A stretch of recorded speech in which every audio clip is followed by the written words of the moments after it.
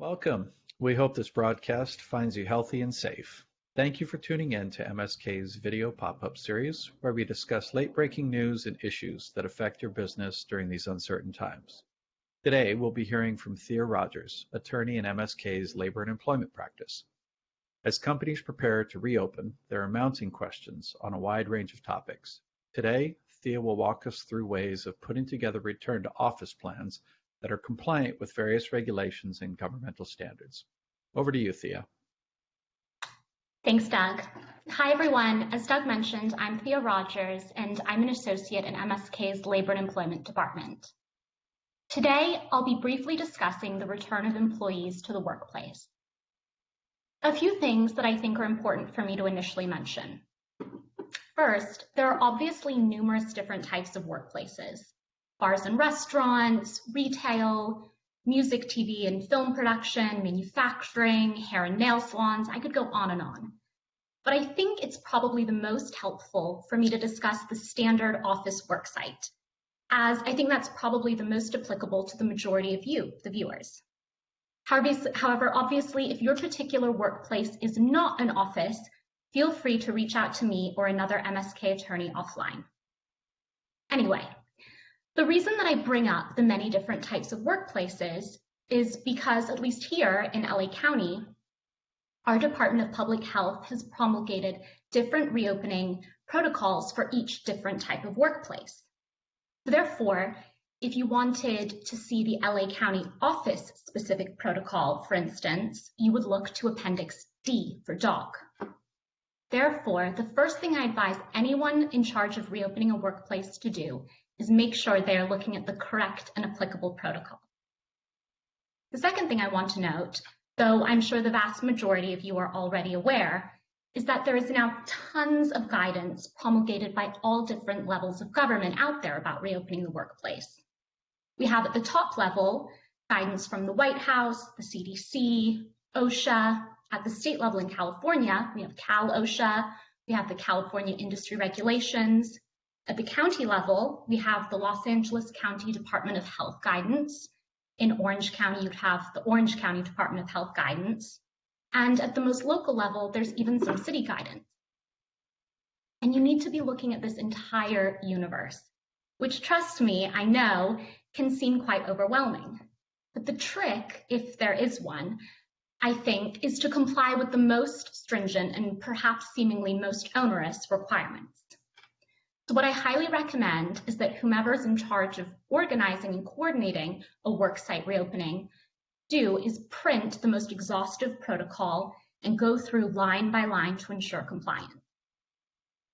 And I really cannot emphasize enough how important it is that companies properly comply with all these policies that apply to the worksite. This was made really clear last Tuesday when a California state court judge instructed an Oakland McDonald's to remain indefinitely closed until he, the judge, decides whether to order the franchise owners to improve their COVID safety protocols. This was in response to a suit filed by the employees of the McDonald's. The employees alleged that they were forced to work while they were contagious and given face masks made from, and this is totally gross and completely egregious if it's true, face masks made from dog diapers. The suit came after a COVID outbreak occurred at the franchise that allegedly affected 35 employees. And the employees are claiming the McDonald's owners and managers failed to inform them that they had been exposed to the virus. The owners and operators failed to have them self-quarantine. They failed to implement proper social distancing, and they failed to properly clean the worksite.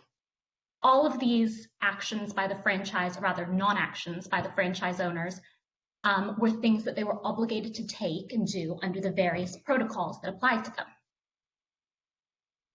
So now I'm going to turn to some of the key steps that a company reopening an office worksite must take. And I'm going to be focusing here on offices located in LA County. There are definitely many more requirements than what I'm going to touch on in this limited time, so please don't rely exclusively on what I'm about to say. To begin, the company must safely and respectfully conduct symptom checks, including temperature screenings, before the employees are permitted to enter the office worksite. These health checks need to include check-ins about CDC-recognized symptoms that the employee might be experiencing. These include cough, sore throat, shortness of breath, fever, chills. These checks can be done remotely using a questionnaire that the employee could fill out electronically at their home. And MSK, I might be biased because I did draft it, has a questionnaire that is completely in compliance that we provide to some of our clients to use if they'd like these symptom checks to be done remotely. Or the symptom checks can be done upon the employee's arrival at the office. If they're done in person, though, please ensure that the screener is utilizing proper PPE and, to the greatest extent possible, social distancing is maintained. When practicable, the company must limit the number of employees that is allowed to be present in the office at any one time so that the employees can safely maintain a 6-foot distance from one another. Alternate, staggered, or shift schedules for employees is another great way to maximize social distancing. Desks, cubicles, and workstations must be separated by at least 6 feet. Reception areas should have plastic barriers installed to limit employee and visitor contact. And a word about visitors. Visitors should be limited and they should only be allowed in the office on an appointment-only basis.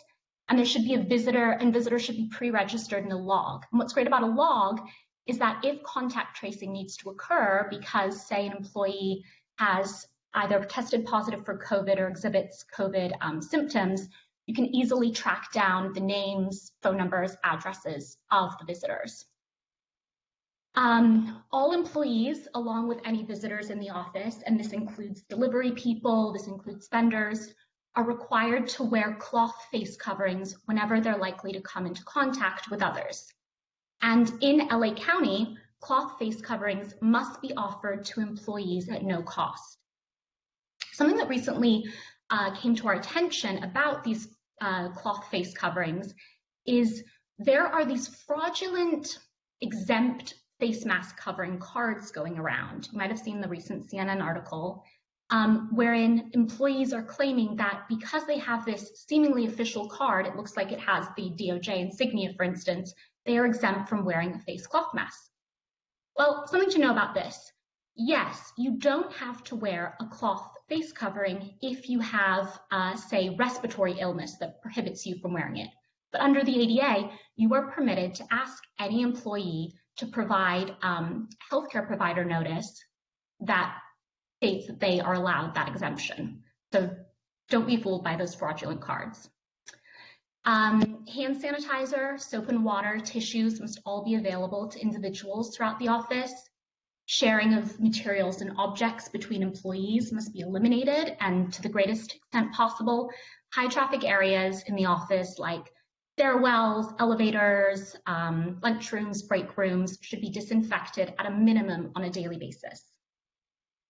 Additionally, the company should discourage in-person meetings in favor of virtual meetings, and only if it's absolutely essential should employees be permitted to meet in person.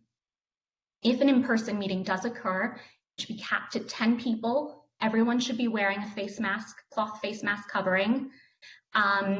It must be held in an open, ventilated, large space, enough to maintain physical distancing. A note about ventilation, because this has come up with several of our clients. Offices must ensure that their HVAC system is in good working order, and to the maximum extent possible, ventilation must be increased. And when feasible, offices should keep their HVAC systems running for longer hours than may be typical to enhance air exchanges in the office. Now, the meat, perhaps why you're here, if an employee has tested positive for COVID or has symptoms consistent with the virus, should go without saying, but I'm going to say it anyway, they should not come into the office. And employees should only be allowed to return to work if they either test positive or have symptoms consistent with, in 2 cases. 1, they're allowed to return to work if there has been at least 3 full days or 72 hours since recovery, defining recovery as resolution of a fever and improvement of their respiratory symptoms, and at least 10 days have elapsed since the symptoms first appeared, or, so if they satisfy those two, 1 and 2, then they're allowed back in, or at least 10 days has elapsed since the symptoms first appeared, and, there's been resolution of fever and improvement of respiratory symptoms, and the employee has had negative results of 2 FDA-authorized COVID tests in a row, at least 24 hours apart. Now, what happens if an employee arrives at the office ready to work, but they're showing COVID symptoms, or they develop COVID symptoms during the workday? They should be immediately separated from the rest of the employees and visitors, if there are any, and sent home. And if the company learns that 1 or more employees has tested positive for or is symptoms consistent with COVID, then that employee must be required to self-isolate at home, and all employees that have had workplace exposure to the case must also immediately self-quarantine. If an employee is confirmed positive for COVID, the company must inform all other employees of their possible exposure in the workplace while maintaining the confidentiality that is required under the ADA. The company must also close off the general area that the infected employee worked in until a very deep cleaning has been completed. So I'm kind of coming up to my time limit here, and like I said, there are many more rules and regulations that companies must comply with when they're opening an office work site. So please don't rely on this short spiel alone. Consult the applicable protocol. Please feel free to reach out to me. This has sort of become a bit of a passion project. I've spent countless hours reopening offices in LA and in other counties. So if there's anything you would like to discuss further, any additional guidance I can provide, more than happy to do so. Again, my name is Thea Rogers, and I'm with MSK's Labor and Employment Group. Back over to you, Doug. Great. Thank you, Thea. And thanks to all of you for joining MSK's video pop-up series today. These video sessions are intentionally brief without Q&A, and we hope that that you find them useful. We must also emphasize that the information provided is not considered legal advice, but a general overview, and each situation requires further and appropriate analysis. If you do have questions for Thea or need clarification on anything provided today, her information is currently on screen. Her email address is there, as well as phone number. And if you need additional guidance from anyone else on MSK's Reopen Rapid Response Team, you can email reopen@msk.com. So keep an eye out for additional pop-up videos in the coming days and weeks. And more importantly, please continue to remain healthy, remain strong, and remain hopeful. Thank you and goodbye.